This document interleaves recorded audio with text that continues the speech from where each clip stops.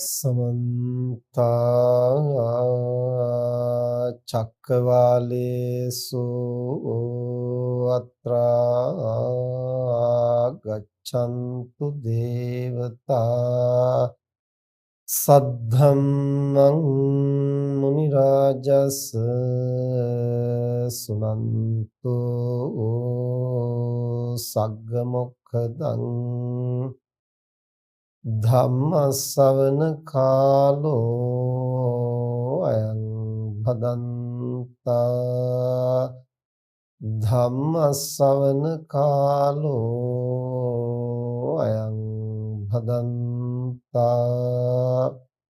ධම්මස්සවන කාලෝ අයං භදන්තා නමෝ තස් භගවතෝ අරහතෝ සම්මා සම්බුද්දස්ස නමෝ තස් භගවතෝ අරහතෝ සම්මා සම්බුද්දස්ස නමෝ තස් භගවතෝ අරහතෝ සම්මා සම්බුද්දස්ස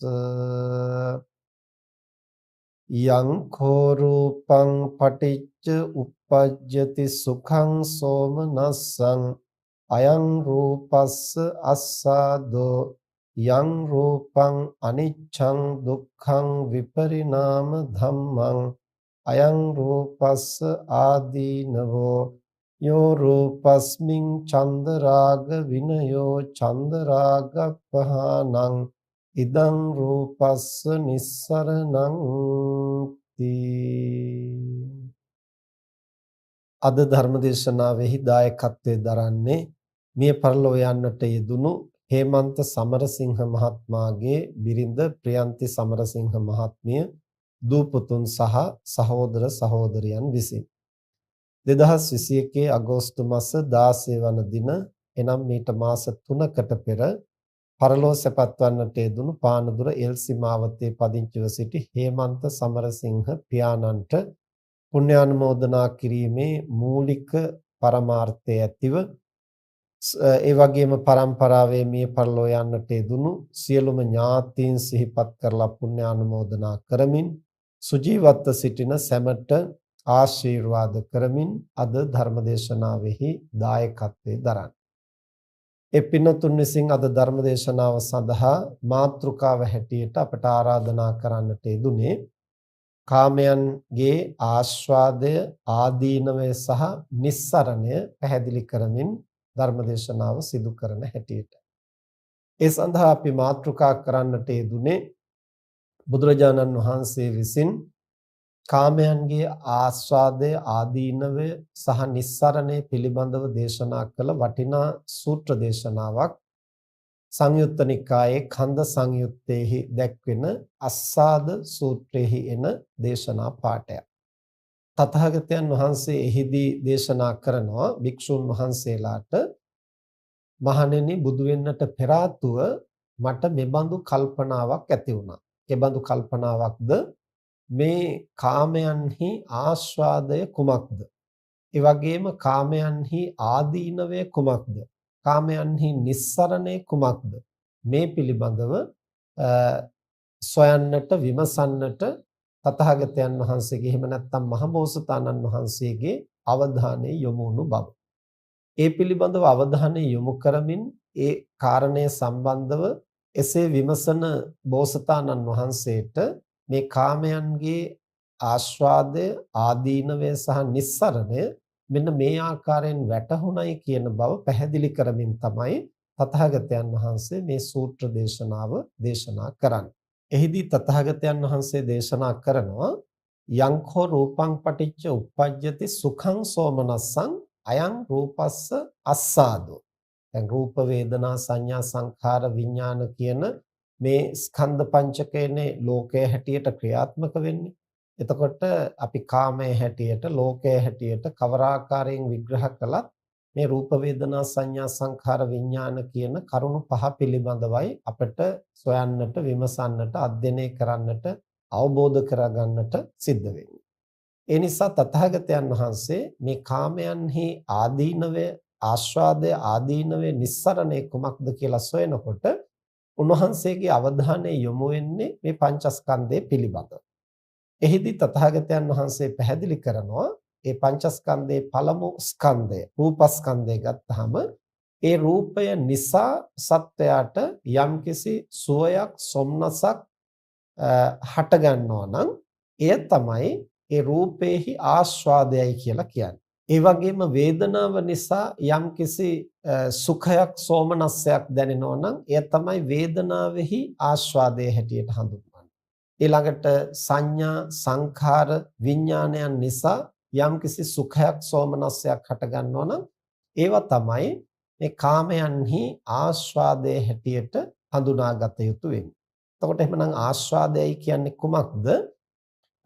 මේ ඉන්ද්‍රයන්ට ගෝචර වෙන ආරම්මන නිසා ඉන්ද්‍රයන්ගෙන් විඳිය හැකි යම්කිසි සුවදායක බවක් සොම්නස් සහගත බවක් ප්‍රියමනාප වූ ගතියක් පවතිනවා නම් ඒක තමයි කාමයන්හි ආස්වාදයේ හැටියට හඳුන්වන්නේ.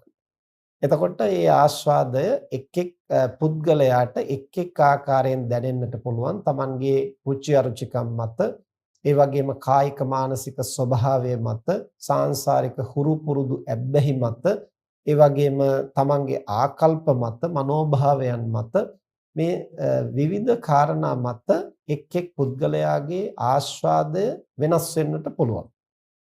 කෙසේ වුණත් ඒ හැම කෙනාම ආස්වාදයේ හැටියට ගන්නා පොදු ලක්ෂණය තමයි සුඛ සෝමනස්ස ස්වභාවය. එතන සුඛ කියලා කියන්නේ කායික වශයෙන් දැනෙන සුඛ වේදනාව, සෝමනස්ස කියලා හඳුන්වන්නේ මානසික වශයෙන් දැනෙන සෝමනස්ස වේදනාව. එතකොට සුඛ සෝමනස්ස වේදනාවන් ඇති කරන්නට යම්කිසි කෙනෙකුට යම් රූපයක්, වේදනාවක්, සංඥාවක්, සංඛාරයක්, විඥානයක් හේතු වෙනවා නම් අන්න ඒව තමයි ලෝකේහි ආස්වාදයේ හැටියට පුද්ගලයා විඳින්නේ. ඊළඟට ආදීනවයයි කියන්නේ කුමක්ද කියලා බුදුරජාණන් වහන්සේ පැහැදිලි කරනවා. යං රූපං අනිච්ඡං දුක්ඛං විපරිණාම ධම්මං අයං රූපස්ස ආදීනෝ. එතකොට රූපය නිසා අපට සුඛ සෝමනස්ස ස්වභාවයක් දැනෙනවා වගේම ඒ රූපය අනිත්‍ය ස්වභාවයටපත් වෙනවා, විපරිණාම ස්වභාවයටපත් වෙනවා. ඒ වගේම ඒ රූපය දුක් සහිතයි. අන්න ඒ පැත්ත හරියට විමසලා දකින්නට පුළුවන් නම් ඒ තැනැත්තාට රූපේහි ආදීනවය වටහා ගන්නට පුළුවන්. ඒතර වේදනා සංඥා සංඛාර විඥානයන් පිළිබඳවත් ඒ විදිහෙන් විමසලා බලනකොට ඒ හටගත් වේදනාව වහා බිඳී යනවා. ඒක තමයි අනිත්‍ය ධර්මය. විපරිණාම කියලා කියන්නේ පරම්පරාවක් වශයෙන් යමක් පවතිනකොට ඒ පරම්පරාවෙහි විවිධ වෙනස්කම් ඇති වෙනවා. දැන් රූපයක් හටගත් සැනින්ම බිඳී යනවා. නමුත් ඒ රූප පරම්පරාව පවතිනකොට අපිට එහි විවිධාකාර වෙනස්කම් ප්‍රකට වෙනවා. වේදනාව හටගත් තැනම නිරුද්ධ වෙනවා. ඒ වේදනාව පරම්පරාවක් හැටියට ක්‍රියාත්මක වෙනකොට එහි විවිධ වෙනස්කම් අපිට හඳුනා ගන්නට පුළුවන් වෙනවා. අන්න ඒ විදිහට රූප වේදනා සංඥා සංඛාර විඥානයන්හි පරිවර්තනයක් වෙනසක් ප්‍රකට වෙනවා නම් ඒක තමයි විපරිණාම ධර්මයයි කියලා කිව්වේ. ඊළඟට දුක්ඛ කියලා කිව්වේ සංකත විපරිණාම පීලන ਸੰతాප කියන මේ කරුණු හතරෙන් යමක් विद्यमान වෙනවා නම් එය දුක්ඛ ධර්මයක්. සංකත කියලා කිව්වේ හේතු ප්‍රත්‍යයෙන් හටගන්න. තමන්ගේ කැමැත්තට අනුව නෙමෙයි අදාළ හේතු ප්‍රත්‍යයන් නිසා තමයි මේ දේවල් හටගන්නේ. ඊළඟට සංකත විපරිණාම කියලා කිව්වේ අර මුලින් කිව්ව වෙනස් වෙන ස්වභාවය. පීලන කියලා කිව්වේ පීඩාකාරී බව. ਸੰతాප කියලා කිව්වේ දවන තවන ගතිය. එතකොට මේ රූප වේදනා සංඥා සංඛාර විඥානයන්හි මේ ගති ලක්ෂණ පවතිනවා. රූපේ ඉබේ හටගන්නේ නැහැ. ඒ හේතු ප්‍රත්‍යයෙන් ගොඩනගන්නවා. එහෙම ගොඩනැගුවා වුණාට ඒක සදාකාලික නැහැ. වහා වෙනස් වෙලා යනවා.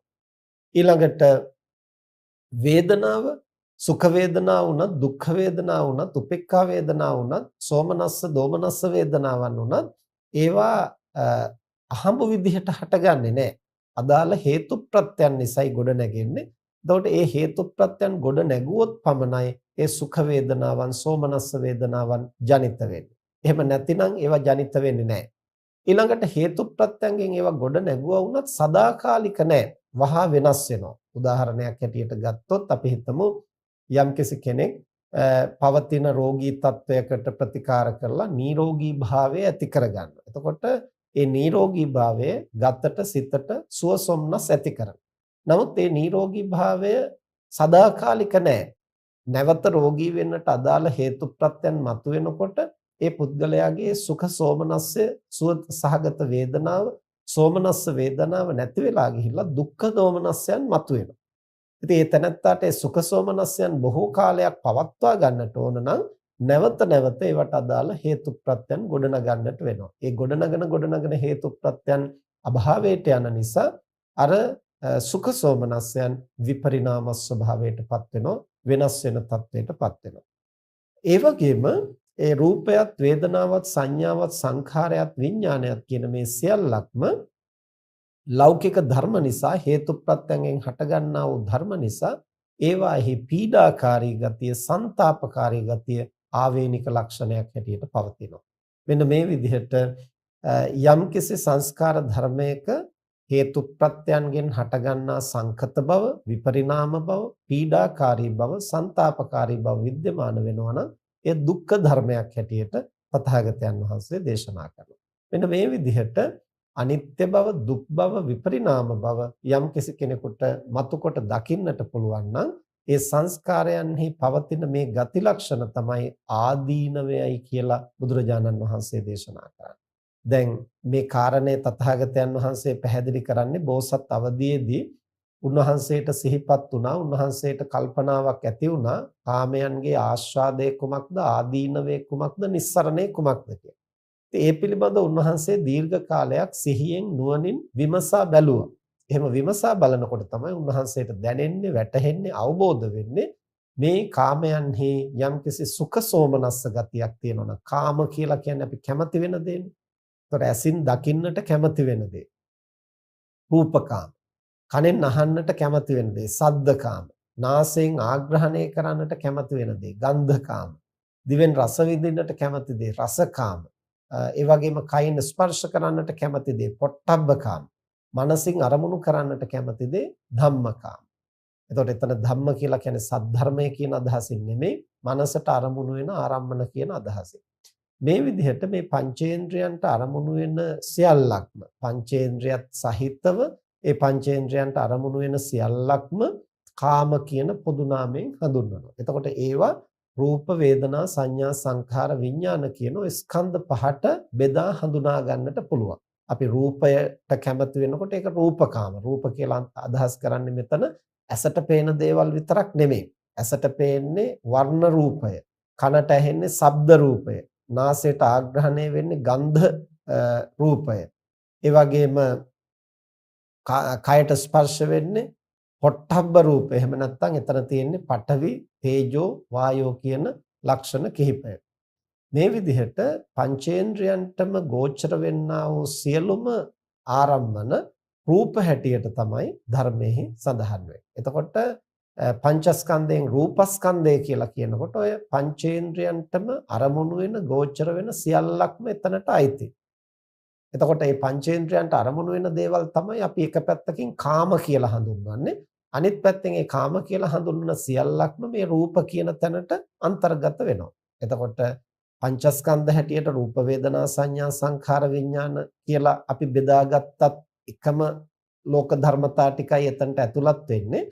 ඒ වගේම කාම කියලා අපි හැඳින්වුවත් මේ ෂඩේන්ද්‍රයන්ට ගෝචර වෙන සියල්ලක්ම තමයි එතනට ඇතුළත් වෙන්නේ. ඒතර කාමයයි කියලා හැඳින්වුවත් සමස්ත ලෝකයම එයට ඇතුළත් වෙනවා. පංචස්කන්ධයයි කියලා හැඳින්වුවත් සමස්ත ලෝකයම එතනට ඇතුළත් වෙනවා. ඒ නිසා කාමයන්ගේ ආස්වාදය ගැන කතා කරනකොට සමස්ත ලෝකයෙහිම යම්කිසි ආස්වාදනීය ගතියක් පවතිනවා නම්, සුවදායක ගතියක් පවතිනවා නම්, සොම්නස ඇති කරන්නට හේතු වෙන ගතියක් පවතිනවා නම් එය තමයි මේ ලෝකයේහි එහෙම නැත්නම් කාමයන්හි එහෙම නැත්නම් පංචස්කන්ධෙහි ආස්වාදයේ හැටියට දක්වන්නේ. එය තථාගතයන් වහන්සේ නුවණින් අවබෝධ කරගන්නවා. මේක තමයි කාමයන්හි ආස්වාදයේ හැටියට සත්වෝ ඇලෙන්නේ. එතකොට එහෙම සුවයක් සෝමනස්සයක් නොදැනෙනවා නම් සත්වයා ඒවා පිළිබඳව ඇලෙන්නේ බැඳෙන්නේ නැහැ. නමුත් ඒ සියලුම ලෝක ධර්මයන්හි එහෙම නැත්නම් පංචස්කන්ධයන්හි ආදීනවයත් පවතිනවා. ඒ කියන්නේ හේතු ප්‍රත්‍යයෙන් හටගන්නා බව, වහා බිඳී යන බව, වෙනස් වෙන බව, පීඩාකාරී බව, ਸੰతాපකාරී බව මේවත් මේ සංස්කාරයන් සමග බැඳී පවතිනවා. ඒ තමයි මේ සංස්කාරයන්හි පවතින ආදීනවය. දැන් සුඛ සෝමනස්යන් පවතින නිසා අපි කැමති වෙනවා ඒවා නැවත නැවත ඉන්ද්‍රයන්ගෙන් ස්පර්ශ කරන්නට, නැවත නැවත ලබන්නට කැමති වෙනවා, පවත්වා ගන්නට කැමති වෙනවා. නමුත් අර ආදීනවය නිසා අපට හැම විටම පීඩාවන් මතුවෙනවා. දැන් කාමයන්ගේ ස්වභාවය තමයි නොලැබූ කාමයන් ලබන්නට පුතජන සත්වයා කැමති. ලැබූ කාමයන් පවත්වා ගන්නට කැමති.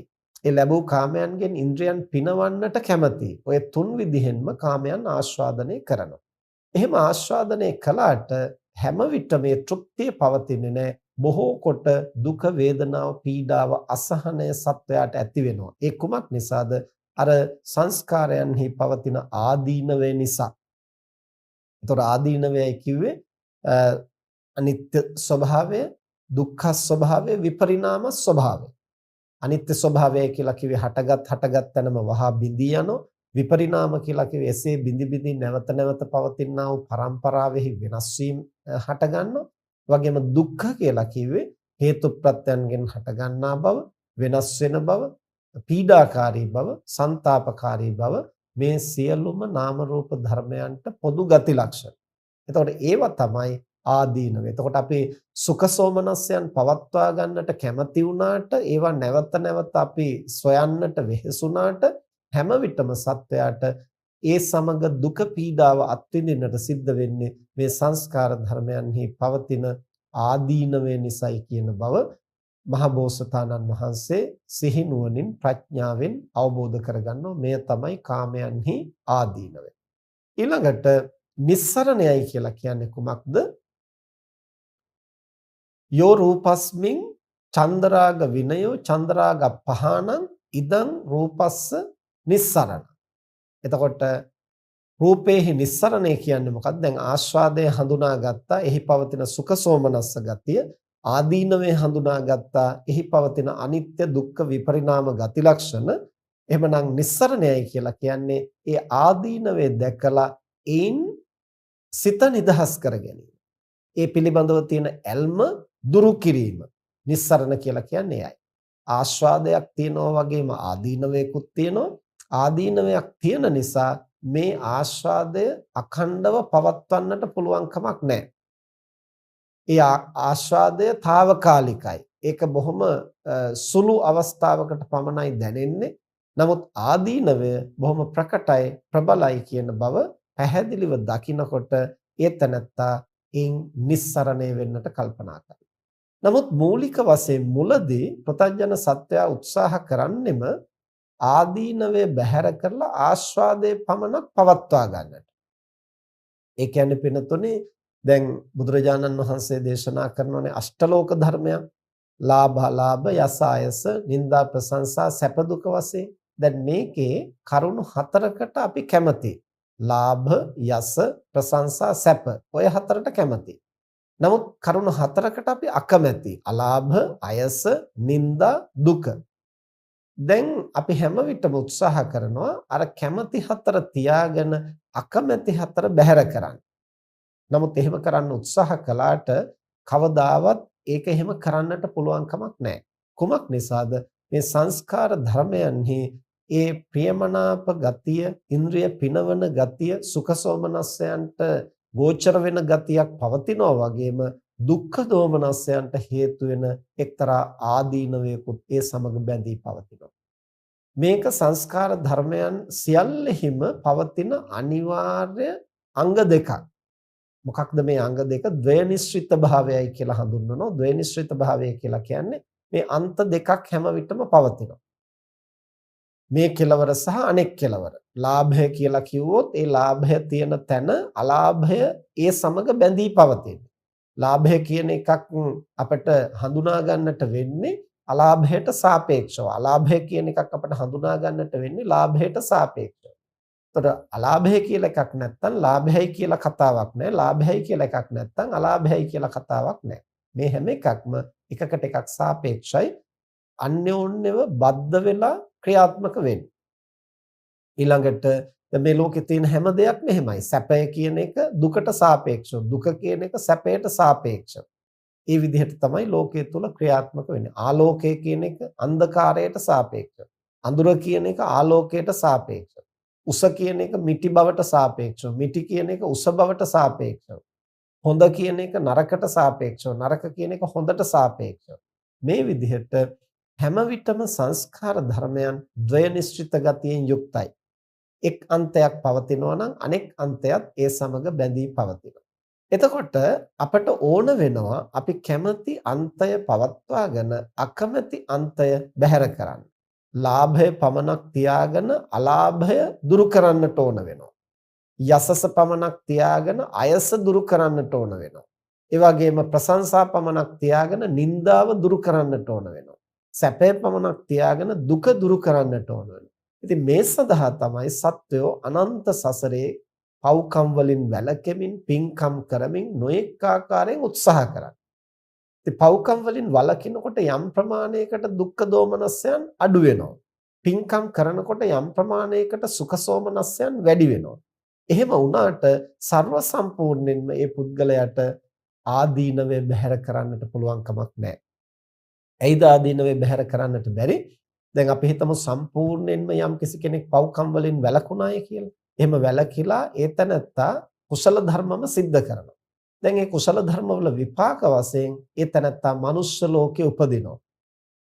මනුෂ්‍ය ලෝකේ අපි හිතමු සක්විති රජ කෙනෙක් බවට පත් වුණා කියලා. ඒ සක්විති රාජ්‍යත්වයට පත් වුණාම සියලු සැප සම්පත් වලින් සුඛ සෝමනස්යන්ගෙන් ආඩ්‍යයි. නමුත් ඒතනත්තා දවසින් දවස වයස්ගත වෙනවා. එතකොට වයස්ගත වීම, ජරාවටපත් වීම, අංග ප්‍රත්‍යංග දුබල වීම කියන එක පව්කම් වලින් වැළකුණා කියලා නවත්තන්න බෑ. පින්කම් කළාය කියලා ඒතනත්තාට මේ ජරාවටපත් වීම වළක්වන්න බෑ. ඒ වගේම අනිත්‍ය ධර්මය නිසා යම් දිනයක Tamanට මරණයටපත් වෙන්න සිද්ධ වෙනවා. ඒක නවත්තන්න බෑ. ඒක වළක්වන්න බෑ. ඒ වගේම වාපිත් සෙම්මාදිය වෙනස් වෙනකොට කය රෝගී වෙනවා, දුබල වෙනවා. ඒක 100% නවත්වන්න බෑ. ඒ වගේම Taman සන්තක ධනය වැය වෙනවා, ෂය වෙනවා. ඒ සැප දුක් ආදී වෙනස් වෙනවා, උස්පහත් වෙනවා. ඒවා ලෝක ධර්මතාවය. එතකොට පව්කම් වලින් වැළකුණු නිසා ඒතනත්තාට අකුසල කර්ම හේතුවෙන් මතුවෙන බරපතල ප්‍රශ්නයක් මතු නොවෙන්නට පුළුවන්. කුසල කර්ම බහුලව සිද්ධ කරපු නිසා එතනත්තා කුසලයෙන් ආඩ්‍ය වෙලා සුඛ සෝමනස්ස බහුලව පවතින්නට පුළුවන්. නමුත් කොතෙක් සුඛ සෝමනස්සයන් ලැබුවා වුණත් මේ සංස්කාරයන්ට ආවේනික වූ ගති ලක්ෂණ පවතිනවා. අනිත්‍ය බව, දුක්ඛ බව, අනාත්ම බව. එතකොට හේතු ප්‍රත්‍යයෙන් හටගත්තු සංස්කාර ධර්මයන් අනිත්‍ය වෙන්නේ අපේ වරදක් නිසා නෙමෙයි. අපි පව්කම් කරපු නිසා නෙමෙයි. පින්කම් මදි වුණු නිසා නෙමෙයි. හටගත්තු සංස්කාර ධර්මයේ වහා බිඳී යනවා. ඒකේ ධර්මතාවයන්ගේ ස්වභාවය. එහෙමනම් අපි පව්කම් වලින් වැළකුණා කියලා, පින්කම් කළා කියලා විතරක් අපිට මේ ලෝකෙහි අනිත්‍ය නැමැති ආදීනවෙන් නිදහස් වෙන්නට බෑ. ඒ වගේම සංස්කාර ධර්මයන් ගිහි දුක්ඛ ලක්ෂණය. අපි පව්කම් වලින් වැළකුණා කියලා, පින්කම් කළා කියලා විතරක් අපිට මේ දුක්ඛ ලක්ෂණය, දුක්ඛය නැමැති ආදීනවේ දුරු කරන්නට බෑ. බොහෝ පින්කම් කරලා යම් කෙනෙක් දිව්‍යාත්ම භාවයක උපන්න කියලා හිතමු, බ්‍රහ්ම තත්වයේ බ්‍රහ්මාත්ම භාවයක් ලැබුවා කියලා හිතමු. එතකොට ඒ දිව්‍ය බ්‍රහ්ම ආත්ම භාවවලත් උපදින්නේ නාම රූප ධර්ම වූ සංස්කාර ධර්ම. ඒ ක්ෂණයක් පාසා බිඳි යනවා.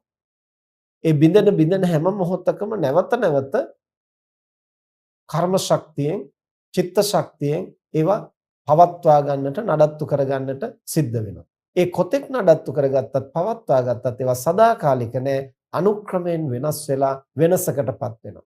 ඒ නිසා සසර ගමනේ ඒ දේවත්වයටපත් වුණු කෙනාටත්, බ්‍රහ්මත්වයටපත් වුණු කෙනාටත් කෙටි කාලීනව යම්කිසි සුඛ සෝමනස්යක් අත්විඳට සංස්කාර ධර්ම ඇසුරු කරන තාක්කල් ඒ සංස්කාර ධර්මයන්ගේ ආවේනික ලක්ෂණයක් වූ දුක්ඛයෙන් ඒ තනත්තාට මිදෙන්නට පුළුවන් කමක් නැහැ. දැන් එහෙමනම් සසර ගමනේ බොහෝ ප්‍රතඥ සත්වෝ පව්කම් වලින් වැළකීලා කුසල් දහම් කරමින් උත්සාහ කරනවා අර Taman අකමැති අන්තය බැහැර කරලා කැමැති අන්තය පමණක් පවත්වා ගන්න. ආස්වාදයේ පමණක් පවත්වාගෙන ආදීනවේ බැහැර කරන්නට වෑයම් කරනවා. ඉතින් මේ ප්‍රයත්නය තමයි සත්වයා දුක් විඳිනවා කියලා කියන්නේ. ඒ කියන්නේ Taman රුචි කරන දේ පවත්වාගෙන අරුචි දේ බැහැර කරන්න. කැමැති දේ තියාගෙන අකමැති දේ ඉවත් කරන්න. එහෙම ඉවත් කරන්න උත්සාහ කළාට ඒක සාර්ථක ක්‍රියාවක් නෙමෙයි. ඇයි සාර්ථක නොවෙන්නේ? උදාහරණයක් හැටියට ගත්තොත් අපි දැන් ලී දණ්ඩක් ගත්තාම මේ ලී දණ්ඩේ කෙලවර දෙකක් තියෙනවා. අපි කල්පනා කරනවා මට ලී දණ්ඩේ මේ කෙලවර විතරයි ඕන අනිත් කෙලවර එපා කියලා. අනිත් කෙලවර එපා කියලා ඒ කෙලවර කපා දැම්මහම ඒ කපා දමන තැනින් නැවත කෙලවරක් හටගන්නවා. ඒ කපා දමන තැන තමයි ඊට පස්සේ ලී දණ්ඩේ කෙලවර වෙන්නේ. ඊට පස්සේ ඒකත් එපයි කියලා කපා දැම්මත් ඒ කපා දමන තැන තමයි ඊළඟ කෙලවර වෙන්නේ. මෙහෙම කොයි විදිහට කොයිතරම් සියුම් විදිහට කපලා කඩලා වෙන් කළත් ඒ දෙකලවරක් පවතින ගතිය අපිට වෙනස් කරන්න පුළුවන් කමක් නැහැ. යම්කිසි ස්කන්ධයක් පවතිනවා නම් ඒ ස්කන්ධය කොයිතරම් සියුම් වුණත් එහි මේ කෙලවර සහ අනෙක් කෙලවර කියලා දෙකලවරක් පවතිනවා. යම් නාම ධර්මයක් පවතිනවා නම් ඒ නාම ධර්මයේ අර ස්කන්ධයක වගේ කෙලවර දෙකක් පනවන්නට පුළුවන් කමක් නැහැ. නමුත් ඒ නාම ධර්මයේ යම්කිසි ගති ලක්ෂණ දෙකක් අනිවාර්යෙන් ප්‍රකට වෙනවා. එය සුවදායකයි කියලා අපි හඳුනා ගන්නවා නම් දුක්ඛ කියන අන්තයත් එහිම පවතිනවා. ඇයි හටගත් ධර්මතාවයේ බිඳී යනකොට හටගත්තු දේ සුඛයි කියලා අපි ගන්නවා නම් එය බිඳී යාම තමයි දුක්ඛය නැමැති අන්තය. එතකොට අපි එය හට ගැනීම දුකයි කියලා ගන්නවා නම් එය බිඳී යාම තමයි සුඛයයි කියන අන්තය.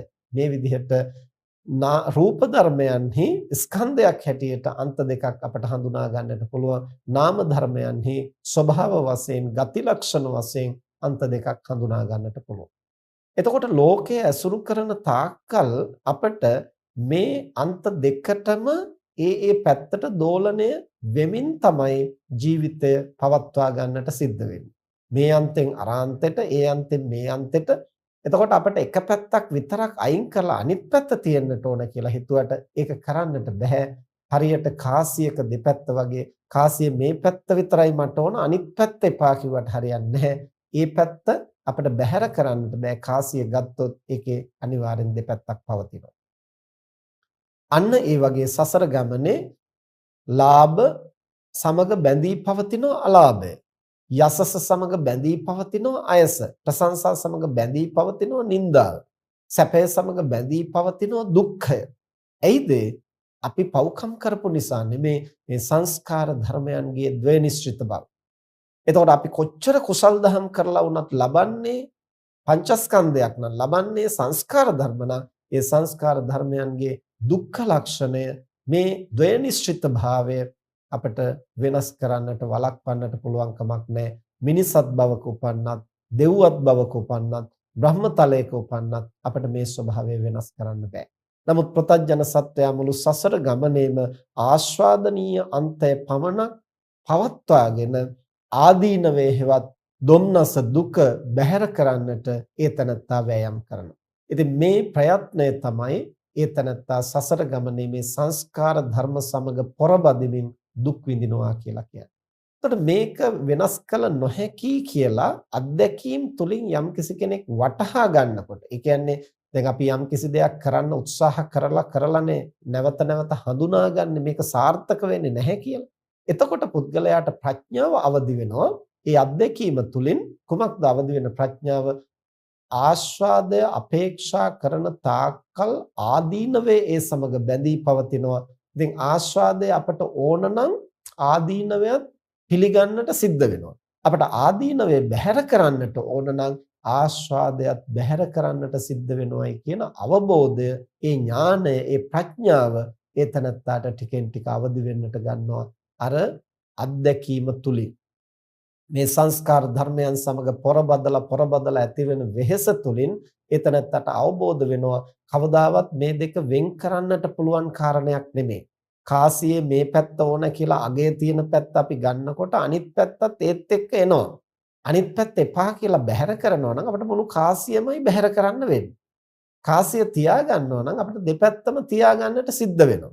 එහෙමනම් තියා ගන්නවා නම් දෙකම තියා ගන්නට වෙනවා. බැහැර කරනවා නම් දෙකම බැහැර කරන්නට වෙනවා. එතනදී ඒතනත්තාට තීරණය කරන්නට වෙනවා ආස්වාදයට එක්ක ආදීනවයක් තියා ගන්නවද? එහෙම නැත්නම් දෙකම බැහැර කරලා මෙතනින් නික්මෙනවද? අන්න එතකොට ඒතනත්තාට වැටහෙන්න ගන්නවා යම්කිසි සුවයක් සදාකාලිකව පවත්වා ගන්නට අවශ්‍ය නම් මේ ආස්වාද ආදීනව දෙකම බැහැර කරන්නට සිද්ධ වෙනවා. එකක් තියෙන තැන අනිත් එක ඒහා බැඳී පවතිනවා. ද්වේනිශ්චිත ගතිය සංස්කාර ධර්මයන්ගේ ලක්ෂණයයි. ඒ නිසා යම් තැනක සංස්කාර ධර්ම පවතිනවද යම් තැනක සංස්කාර ධර්ම උපාදාන කරගන්නවද එතන ආස්වාදයේ පමණක් නෙවෙයි ආදීනවය අනිවාර්යෙන් පවතිනවා.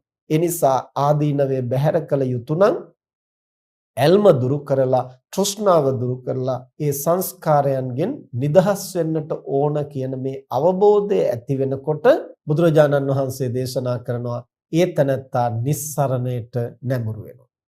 එතකොට මේ සූත්‍රයේදී තථාගතයන් වහන්සේ දක්වන්නේ යෝ රූපස්මින් චන්දරාග විනයෝ චන්දරාග පහාන.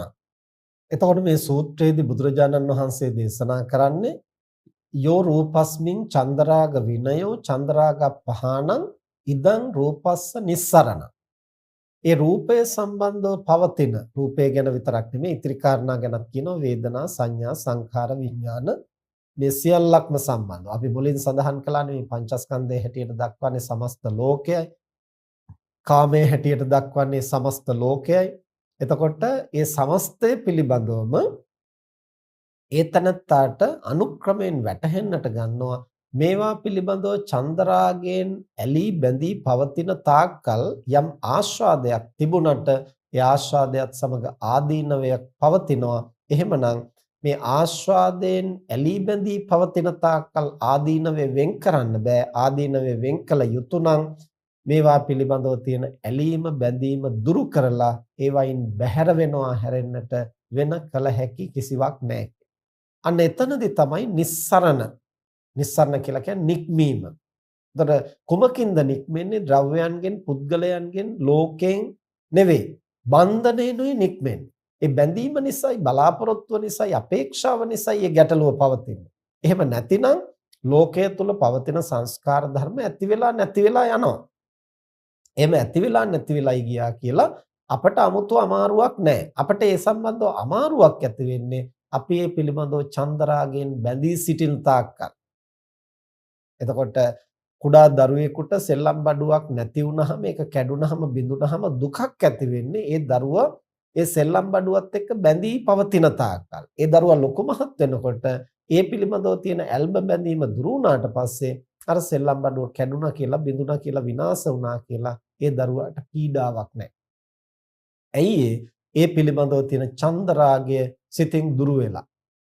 එතකොට හටගත්තු ධර්මයන් බිඳී යනවා. ඒක ලෝක ධර්මතාවය. නමුත් එයින් සිත්වල මතුවෙන්නේ නැහැ. දුක්ඛ දෝමනස්යන් මතුවෙන්නේ නැහැ මනසට. එතකොට අර සුඛ සෝමනස්යන් මතුවෙන්නේ ඒවා ආස්වාදනය කරන තාක්කල්.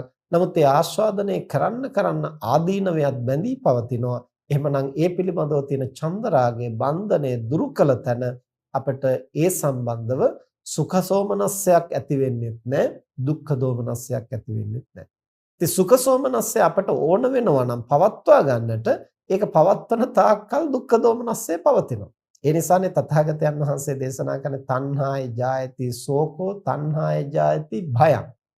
තණ්හාය විප්පමුත්තස්ස නති සෝකෝ කුතෝ බය. එතකොට තෘෂ්ණාවෙන් අපි බැඳී පවතින තාක්කල් තමයි අපට ශෝකය බිය හටගන්නේ.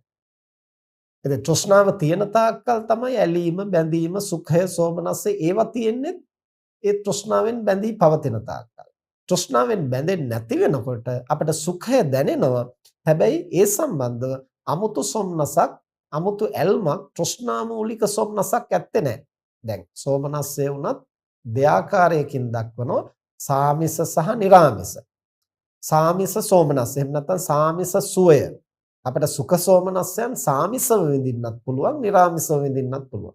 සාමිසව විඳිනවා කියලා කියන්නේ අර ඉන්ද්‍රයන්ට දැනෙන සුවදායක ගතිය, පිනවන ගතිය. ඒවා විඳිමින් යම්කිසි සුඛ සෝමනස්යක් විඳිනවා නම් හැම විටම ඒකත් එක්කලා ආදීනවේ පවතිනවා, දුක්ඛ දෝමනස්යන් බැඳී පවතිනවා.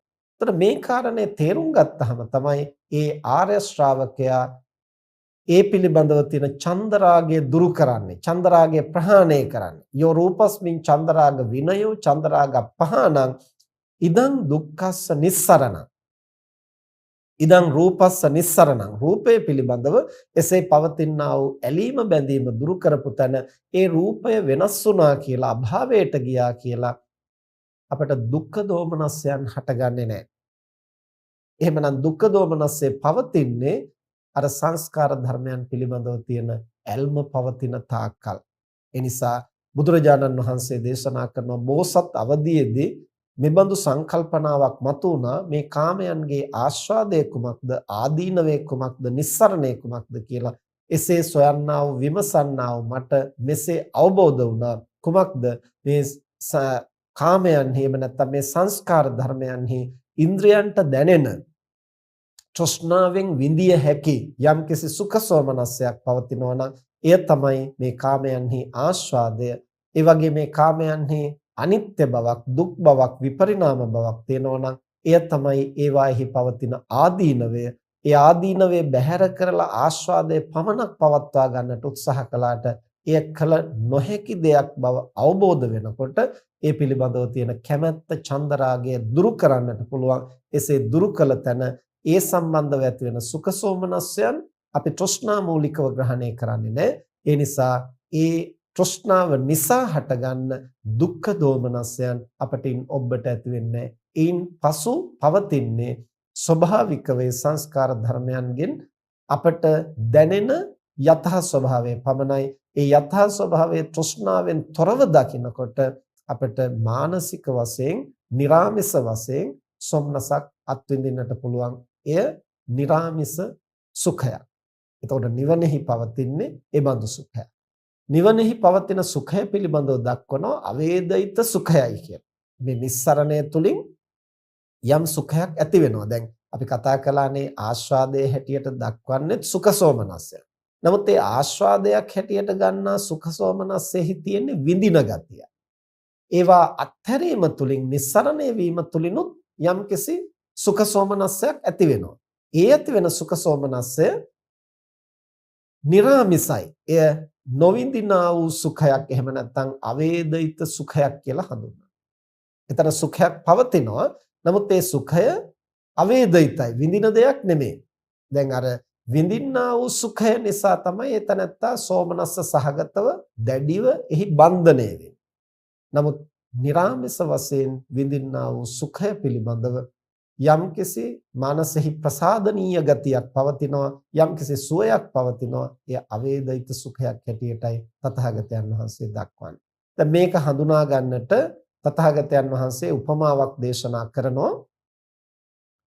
කුෂ්ඨ රෝගියෙකුට ඒ කුෂ්ඨය පවතින තාක්කල් එහි නලියන කසන ගතියක් දැනෙනවා. ඒ නලියන කසන ගතිය දැනෙනකොට කසන් නැතුව ඉන්න අමාරුයි. ඒක මහ පීඩාවක්. එතකොට ඒතනත්තට ඒ වෙලාවට හොඳට අත දිග ඇරලා හිතේ හැටියට කසන්න පුළුවන් නම් තමයි යම් සුවයක් දැනෙන්නේ. ඒ වගේම ඒ කුෂ්ඨය ටිකක් තවන්නට, රත් කරන්නට පුළුවන් නම් එතකොට යම්කිසි සුවයක් දැනෙනවා.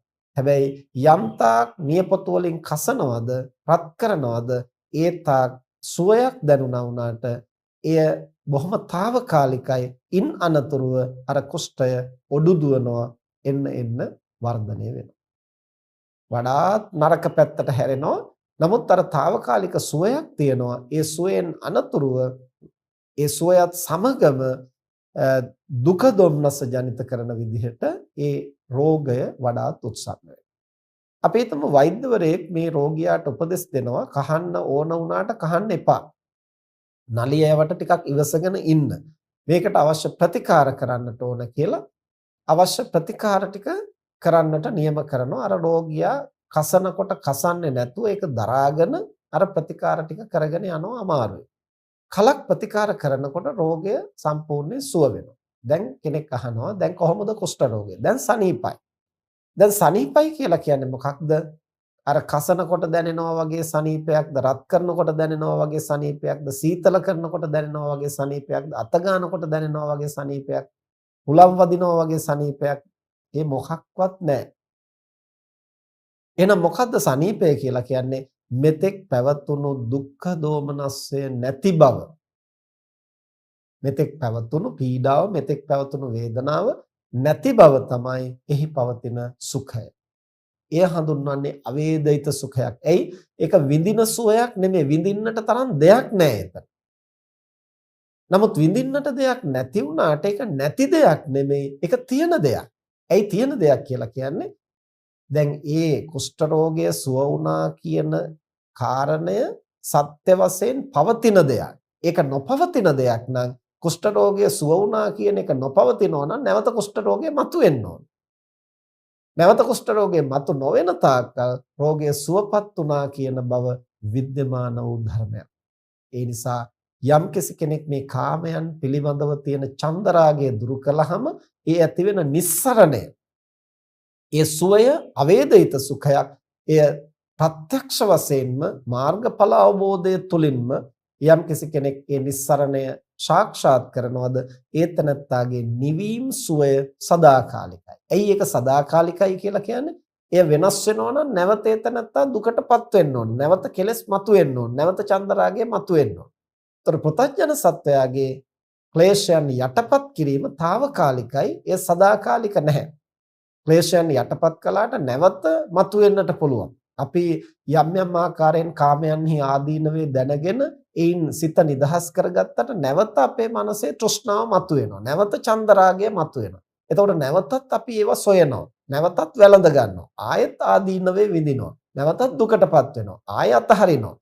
ඉතින් මෙහෙම මුළු සසර ගමනේම සත්වයින් යලි යලිත් මේවා පිළිබඳව ඇලෙමින් බැඳෙමින් පැටලෙමින් උත්සාහ කරනවා ආස්වාදයේ පමණක් ඉතිරි කරගෙන ආදීනවේ බැහැර කරගන්න. එය කෙසේවත් කළ නොහැකි කියලා දීර්ඝ කාලයක් සසරේ අත්දැකීම් තුළින් ප්‍රත්‍යක්ෂ වුණු තැන ඒ තනත්තා ඒ පිළිබඳව තියෙන කැමැත්ත අතහැර දමනවා. ඒ කැමැත්ත අතහැරීමත් සමගම අර කුෂ්ඨ රෝගය සුව වුණා වගේ පූර්ණ වශයෙන් නිස්සරණ සුවය ඒ තනත්තා අත්විඳිනවා. නමුත් ඒ සුවය අවේදිත සුඛයක් කියලා හඳුන්වන්නේ කුෂ්ඨය කසන කොටත් ආස්වාදයක් ලැබෙන්නේ, සුවයක් ලැබෙන්නේ. නමුත් කුෂ්ඨය සුව වුණාමත් ලැබෙන්නේ සුවයක්. කුෂ්ඨය කසන කොට ලැබෙන සුවය ආස්වාදයයි කියලා හඳුන්වනවා. කුෂ්ඨය නැතුවම ලැබෙන සුවය ආස්වාදය කියලා හඳුන්වන්නේ නැහැ. එය සුවය හැටියට හඳුන්වනවා. අන්න ඒ වගේ කාමයන් තෘෂ්ණා මූලිකව චන්දරාගයෙන් උපාදාන කරගෙන බැඳීගෙන අපි අත්විඳින තාක්කල් ඒ කාමයන් නිසා යම්කිසි සුඛ සෝමනස්සයක් හටගන්නවද? එය විඳින්නා වූ ආස්වාදයක්. ඒ නිසා තථාගතයන් වහන්සේ දේශනා කරනවා එය තමයි සංස්කාර ධර්මයන්ගේ ආස්වාදය. එය තමයි කාමයන්ගේ ආස්වාදය. කාම කියලා කියන්නේම කැමැති බව. ඒ කැමැති වෙන තැන තමයි අර ආස්වාදය තියෙන්නේ. නමුත් ඒ සමගම අර කුෂ්ඨ රෝගයේ කැමැත්තෙන් කහන වාරයක් පාසා එය ඔඩු දුවනවා, වර්ධනය වෙනවා, ඕජාව වැగిරෙනවා. ඒන් දුක්ඛ දෝමනස්යන් ජනිත වෙනවා. ඒ වගේ ඇලීමෙන් බැඳීමෙන් තෘෂ්ණා මූලිකව චන්දරාගයෙන් යුක්තව අපි ඉන්ද්‍රිය පිනවමින් සුඛ සෝමනස්යන් විඳින්න ඒ හැම මොහොතකම ආදීනවේ මතුවෙනවා. අනිත්‍ය බව, දුක් බව, විපරිණාමය අපට අත්විඳින්නට සිද්ධ වෙනවා. ඒ නිසා දුක්ඛ දෝමනස්යන්ට මුහුණ දෙන්නට සිද්ධ වෙනවා. ඉතින් මේ යථාර්ථය අවබෝධ වෙන්න තමයි අපට ප්‍රඥාව උපදින්නේ. ඒ ප්‍රඥාව නිසා තමයි නිස්සරණ සුවයට අපේ අවධානය යොමු වෙන්නේ. එතකොට මේ தത്വයට පැමිණෙන්නට නොහැකි වෙන්නේ කුමක් නිසාද? බුදුරජාණන් වහන්සේ දේශනා කරනෝ මේ සත්වයාගේ මනසෙහි අවිද්‍යාව පවතින තාක්කල් මේ යථාර්ථය ප්‍රකට වෙන්නේ නැහැ.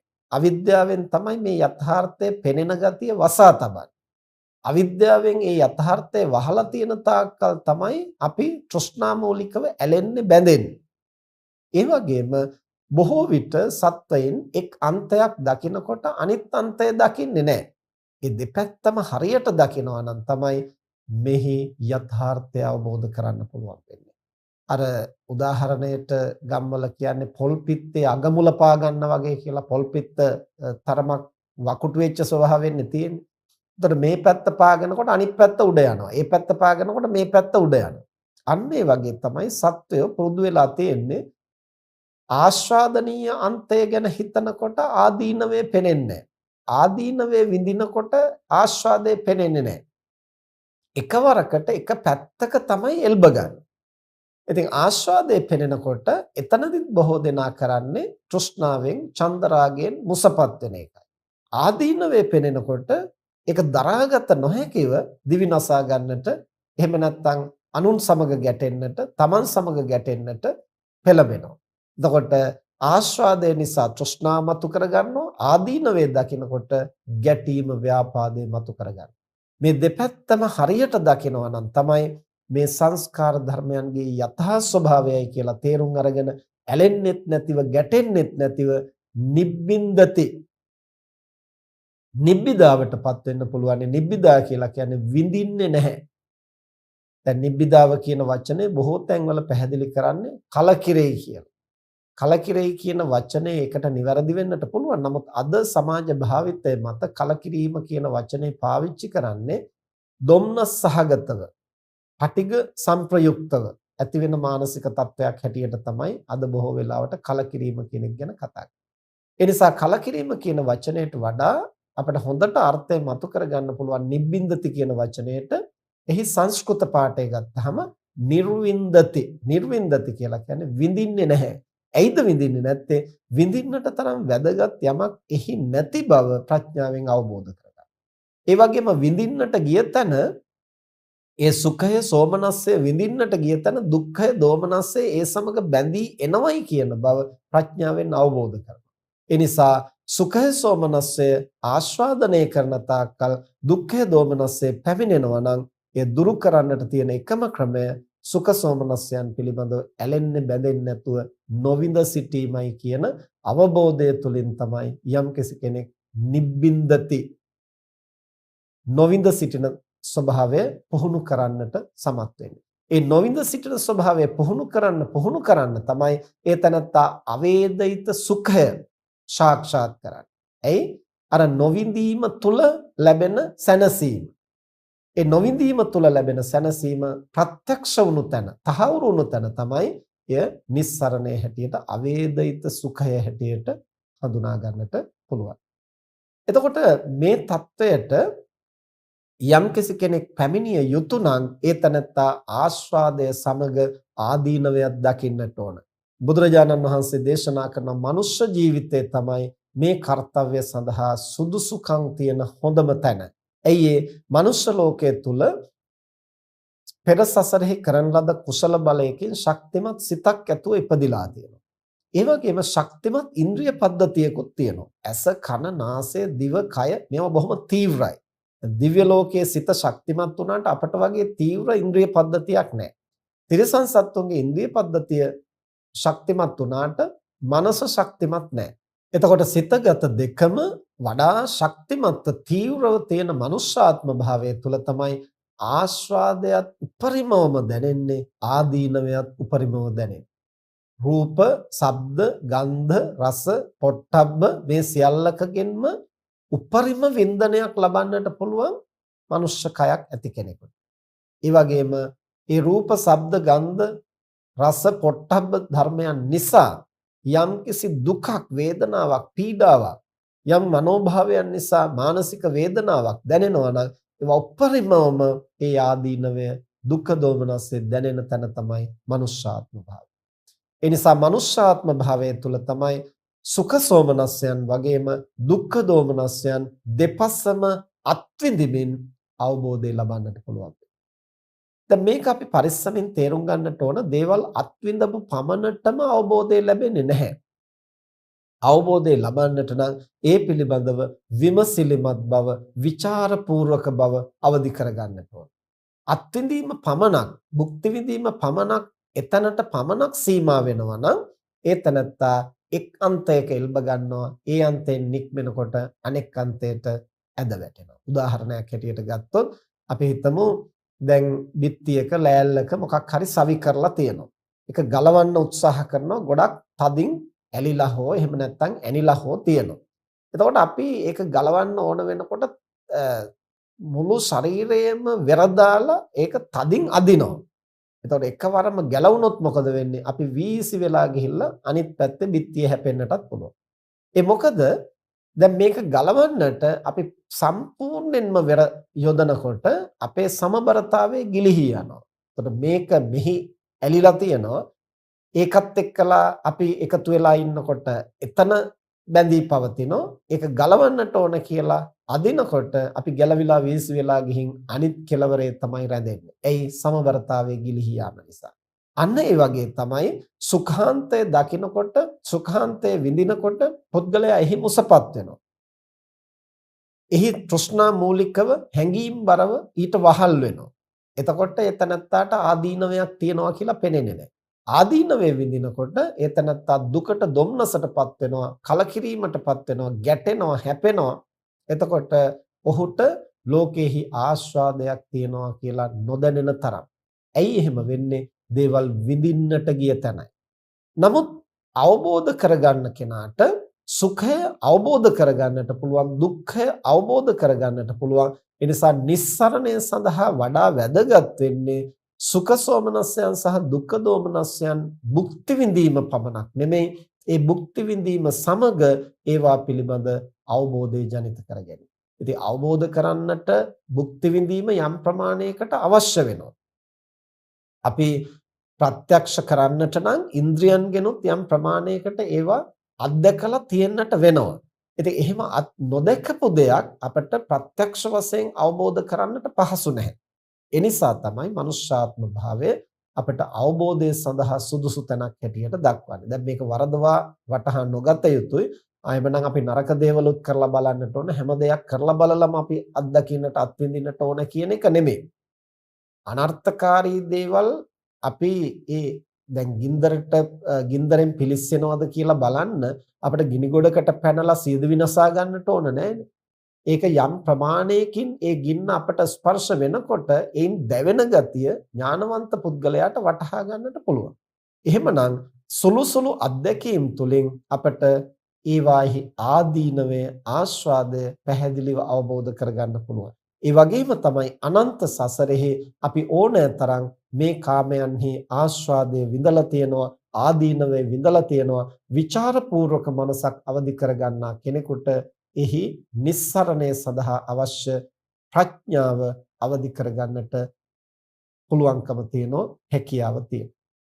ඒ නිසා තථාගතයන් වහන්සේ දේශනා කරන්නේ මේ අස්සාද සූත්‍රයේදී උන්වහන්සේගේ අත්දැකීමක් දේශනා කරනවා භික්ෂුන් වහන්සේලාට. මහණෙනි, බුදු වෙන්නට පෙර ආතුව බෝසත් අවදීෙහිදී මට මේ බඳු සංකල්පනාවක් ඇති වුණා. මේ කාමයන්හි ආස්වාදය කුමක්ද, ආදීනවේ කුමක්ද, නිස්සරණය කුමක්දයි කියලා එසේ සිතූ, එසේ ඒ සංකල්පනාව මත ඒ පිළිබඳව සොයන්නට, විමසන්නට සති සම්පජඤ්ඤයෙන් යුක්තව උත්සාහ කරන අවස්ථාවෙහිදී මෙබඳු අවබෝධයක් ඇති වුණා. ඒ කෙබඳු අවබෝධයක්ද? මේ කාමයන්හි ඉන්ද්‍රිය පිනවන්නා වූ ගතියක්, යම් සුඛ සෝමනස්යක් පවතිනවා නම් එය තමයි කාමයේහි ආස්වාදය. ඒ වගේම ඒ කාම වස්තුන්හි, ඒ කාමයන්ට ගෝචර වෙන සංස්කාර ධර්මයන්හි යම් අනිත්‍ය බවක්, දුක් බවක්, විපරිණාම බවක් පවතිනවා නම් එය තමයි මේවාහි පවතින ආදීනවය. මේ ආස්වාදයේ පමණක් පවත්වාගෙන ආදීනවේ බැහැර කරන්නට අපි මුළු සසර ගමනේම වෙහෙසෙනවා, වෑයම් කරනවා. ඒයින් අපි දුක් විඳිනවා. ඒ අසාර්ථක වෙනකොට සිහි බුද්ධිය අවදි කරගන්නට සමත් වුණොත් ඒ තනත්තාට වටහා ගන්නට පුළුවන් මේ දෙක කවදාවත් වෙන් කරන්නට බෑ. පවත්වනවා නම් දෙකම පවත්වා ගන්නට වෙනවා, අත්හරිනවා නම් දෙකම අත්හරින්නට වෙනවා කියන මේ අවබෝධය ඇති වුණු තැන ඒ තනත්තා කාමයන් පිළිබඳව පවතින චන්දරාගය දුරු කරලා, චන්දරාගය ප්‍රහාණය කරලා නිස්සරණයට පැමිණෙනවා. ඒ නිස්සරණය තුළ සුවයක් පවතිනවා. නමුත් එහි ආස්වාදයක් නැහැ. ආස්වාදය කියන තැන තෘෂ්ණා මූලික විඳීමක් පවතිනවා. විඳින තැන දුක වේදනාවත් ඒ සමග පවතිනවා. ඒ නිසා නිවනෙහි හෙවත් නිස්සරණෙහි පවතින්නේ අවේදිත සුඛයක්, නොවිඳින සුවයක්. ඒ නොවිඳින සුවය තුල ස්ථාවර බවක් පවතිනවා. ඒ වෙනස් වෙන්නේ නැහැ. කුමක් නිසාද? වෙනස් වෙන්නට තරම් විඳින්නා වූ දෙයක් එහි නැති නිසා. ඒ නිසා නිස්සරණය යනු පැහැදිලිවම නිර්වාණයයි. සංස්කාර ධර්මයන්ගේ ආස්වාදය ආදීනවේ නුවණින් දැකගෙන යම් කිසි කෙනෙකුට ඒ පිළිබඳ චන්දරාගය දුරු කරන්නට පුළුවන් නම් එය తాවකාලිකව දුරු කරන ප්‍රමාණයට අපිට తాවකාලික නිවීමක් ඇති වෙනවා. දීර්ඝකාලීන වේ චන්දරාගය දුරු කරන්නට පුළුවන් නම් දීර්ඝකාලීන නිවීමක් ඇති වෙනවා. සදාකාලිකව මතු නොහට ගන්නා ආකාරයෙන් ඒ චන්දරාගයේ හෙවත් තෘෂ්ණාව දුරු කරන්නට පුළුවන් නම් සදාකාලික නිවි සැනසීමට පැමිණෙන්නට පුළුවන් කියන බව තථාගතයන් වහන්සේ දේශනා කරා. ඉතින් එතනට අපට පැමිණෙන්නට නොහැකි වෙන්නේ තෘෂ්ණාව පවතින තාක්කල්. තෘෂ්ණාව පවතින්නේ අවිද්‍යාවෙන් මේ සංස්කාර ධර්මයන්ගේ යථා ස්වභාවය ආදීනවය වසා තබන තාක්කල්. ඒ නිසා නැවත නැවත අධ්‍යක්ීම් තුලින් අපි සිහි බුද්ධිය අවදි කරගත්තොත් ඒ ප්‍රඥාව අවදි වෙන ප්‍රමාණයට අවිද්‍යාව දුරු වෙනවා. අවිද්‍යාව දුරු වෙන ප්‍රමාණයට මේ සංස්කාර ධර්මයන්ගේ ආදීනවේ ප්‍රකට වෙනවා. ආදීනවේ ප්‍රකට වෙන තරමට ආස්වාදයට ආදීනවයත් සංසන්දනාත්මකව දකිමින් ආස්වාදය අල්පයි ආදීනවේ බහුලයි. ඒ නිසා මේ සංස්කාර ධර්මයන් ඇලෙමින් බැඳෙමින් පැවැත්වීම නිස්සරවි කියන අවබෝධය තුලින් නිස්සරණය වෙත යොමු වෙන්නට පුළුවන්කම තියෙනවා. මේ කාරණා සිහිනුවණින් තේරුම් අරගෙන තම තමන්ගේ ශක්ති ප්‍රමාණයෙන් සංස්කාර ධර්මයන් එහෙම නැත්නම් කාමයන්හි ආස්වාදයක් වගේම ආදීනවයකුත් පවතිනවා. ආස්වාදයක් අපි විඳිනවා ආදීනවයක් විඳිනවා. නමුත් විඳ පමණින් අපිට මේවායින් නිස්සරණයකට යොමු වෙන්නට පුළුවන් කමක් නැහැ. ඒ විඳින අතරතුර සිහිනුවණින් යුක්තව මේවාහි යථා ස්වභාවය වටහා ගන්නට උත්සාහ කරන කෙනෙකුටයි චන්දරාගය නිසා විඳීම නිසා තමයි මේ ගැටලුව ඇති වෙන්නේ කියන අවබෝධය ඇති වෙන්නේ. ඒ අවබෝධය තමයි අපිට නිස්සරණය සඳහා උපකාර වෙන්නේ. ඒ සඳහා මේ අසු දහම් කරුණු හැම දිනාටම මහෝපකාරී වේවා කියලා ආශිර්වාද කරනවා. මෙතෙක් වේලා ධර්ම ශ්‍රවණය කිරීමෙන් සිදු කරගත් සියලු කුසල් දෙවියන් සහිත ලෝකයාටත් මේ පරලෝකීය ඥාතීන්ටත් ඔබ අප හැම දිනාටම බුදුපසේ බුදුමහරහතන් වහන්සේ නිවේසන සී පැමිණ වදාළ උතුම් නිවනින් සැනසීම පිණිසම හේතු වේවා කියලා ප්‍රාර්ථනා කරන්න. ආකාසට්ඨා ච භුම්මට්ඨා දේවා නාග මහිද්దికා පුඤ්ඤන්තං අනුමෝදිත්වා චිරං රක්ඛන්තු ශාසනං. ආකාසට්ඨා ච භුම්මට්ඨා දේවා නාග මහිද්దికා පුඤ්ඤන්තං අනුමෝදිත්වා චිරං රක්ඛන්තු දේශනං. ආකාසට්ඨා ච භුම්මට්ඨා දේවා නාග මහිද්దికා පුඤ්ඤන්තං අනුමෝදිත්වා චිරං රක්ඛන්තු ත්වං සදා. අද ධර්ම දේශනාවෙහි දායකත්වයේ දරන්නේ ප්‍රියන්ති සමරසිංහ මහත්මිය ඇතුළු දූදරු සහෝදර සහෝදරියන් විසින් 2021 අගෝස්තු මාස 16 වන දින එනම් මීට මාස 3කට පෙර පරලෝසපත් වන්නට යෙදුණු පානදුර එල්සිමාවතේ පදිංචිව සිටි හේමන්ත සමරසිංහ පියාණන්ට ස්වාමි පුත්‍රයාට පුණ්‍යානුමෝදනා කිරීමේ මූලික අරමුණ පෙරදරි කරගෙන එතුමන්ට මේ ගෞතම බුද්ධ ශාසනයේම චතුරාර්ය සත්‍ය අවබෝධයේ පිණිස මේ කුසල් දහම් හේතු වේවා කියන ප්‍රාර්ථනාව පෙරදරි කොටගෙන මිය පරලෝකීය දෙමව්පියන් ඇතුළු පින් කැමැති සියලු දෙනාටම පුණ්‍යානුමෝදනා කරමින් දේශකයන්න් වහන්සේටත් ලංකාවාසී ලෝකවාසී සෑම දෙනාටමත් සුජීවත්ව සිටින සියලු දෙනාටම නිදුක් නිරෝගී සුවය චිරජීවනයේ ප්‍රාර්ථනා කරමින් අද ධර්ම දේශනාවෙහි දායකත්වයෙන් දරනු හැම දිනාටම ධම්ම සන්නට අවස්ථාව සලස්වා දීම ධර්ම දානමේ මහ පිංකමක්. තම තමන් ධර්ම ශ්‍රවණය කිරීම ධර්ම ශ්‍රවණමේ පිංකමක්. මේ දෙආකාර කුසලය ප්‍රඥාව දියුණු කරගන්නට හේතු වෙනවා. सर्व प्रकारයෙන් සිදු කරගත්තා වූ මේ කුසල් ලෝකය සම්බුද්ධ ශාසනය ආරක්ෂා කරන පින්තුන් ආරක්ෂා කරන ඉන්ද්‍රාදී සියලු පින් කැමැති දෙවි දේවතාවෝ දේව මාතාවෝ සතුටින් අනුමෝදන් වෙත්වා. දෙවියන්ගේ දිවයිසුරු සම්පත් වර්ධනය කරගනිත්වා. සම්බුද්ධ ශාසනයත් මනුෂ්‍ය වර්ගයාත් চিරාත් කාලයක් ඉහෙන් ආරක්ෂා කෙරෙත්වා. දෙවියෝත් ප්‍රාර්ථනීය බෝධියකින් නිවන් දකිත්වා කියලා ප්‍රාර්ථනා කරන් මීට තෙමසකට ඉහතදී මිය පරලෝ යන්නට යෙදුණු හේමන්ත සමරසිංහ මහත්මයා ඇතුළු පරම්පරාවේ මියගිය සියලු ඥාතීන් මේ කුසල් දහම් සතුටින් අනුමෝදන් වෙත්වා. ඒ හැම දිනාගෙම භව ගමන සුවපත් කරගනිත්වා. ප්‍රාර්ථනීය බෝධියකින් නිවන් දකිත්වා කියලා ප්‍රාර්ථනා කරන්. ඔබ හැම දිනාටමත් මේ උදාර කුසලයේ මෙලව යහපත અભිවෘද්ධිය පිණිස පවතිවා.